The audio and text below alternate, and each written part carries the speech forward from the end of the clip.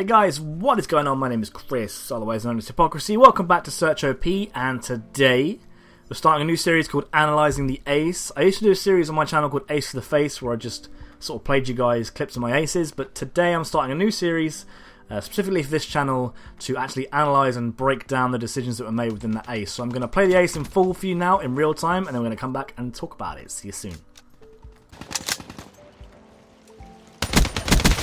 Smoke them.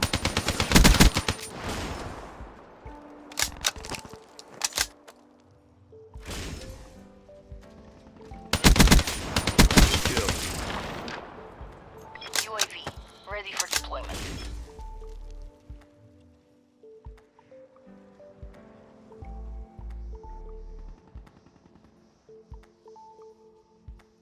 Lone Wolf, fight for the win.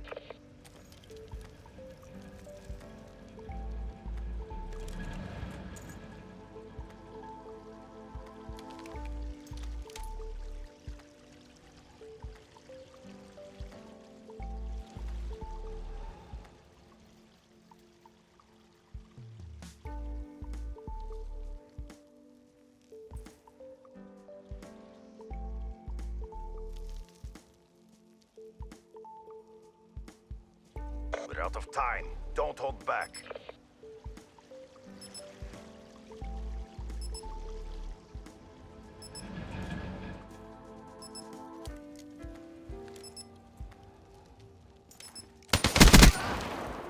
Crush them. Maintain your momentum in the next round.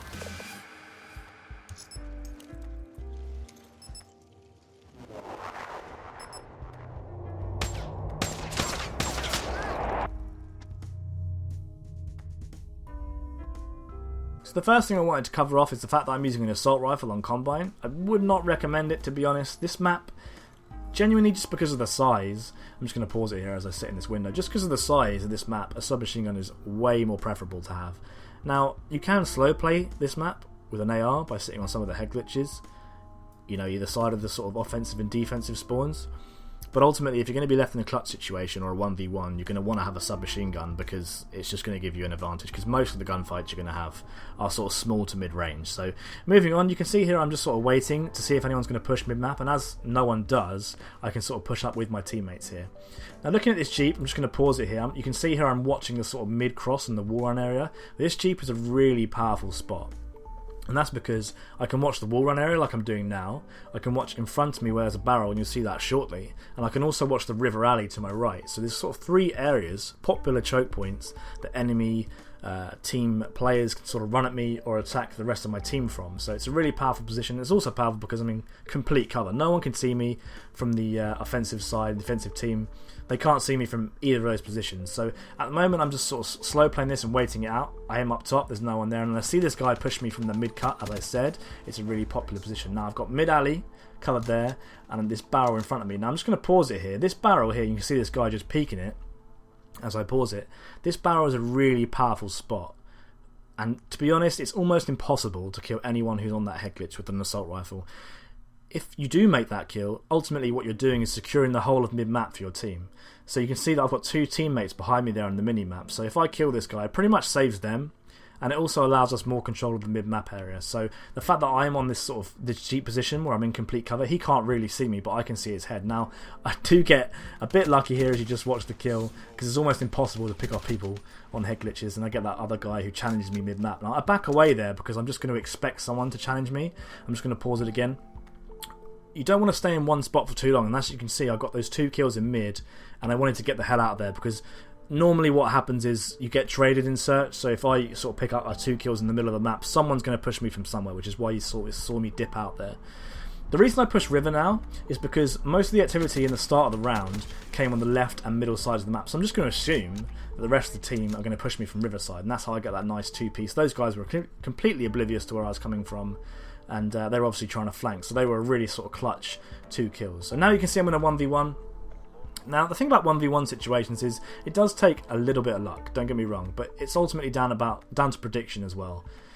And the thing is, when you're in a clutch situation, you want to move around all the time to sort of keep the enemy guessing. You'll see a few videos on that. Haas fucking loves it. But when you're in a 1v1, it's a lot more favourable to just sort of slow play.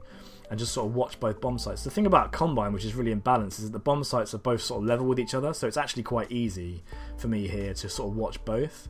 But I'm sticking around B because that's generally the most sort of popular bomb site for people to plant. So I don't want to use my UAV, there's no point in wasting it on one person, so now I'm just sort of watching, and I'm doing loops around River and the B bomb site and mid-map, so it actually allows me to sort of see anyone trying to get to B really. If they do plant A, it's not the end of the world because I can either go through house or I can go through mid.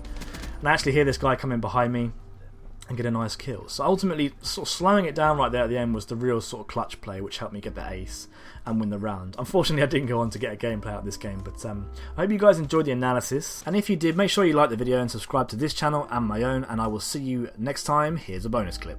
Bye. Smoke check. UAV ready for deployment.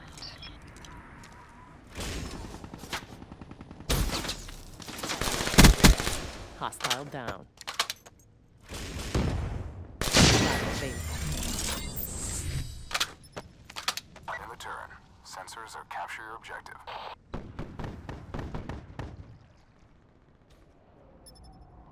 The bomb has been planted. UAV MTL 50% check. Threat neutralized.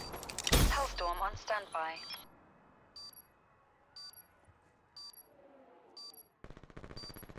UAV priority request received. Rerouting.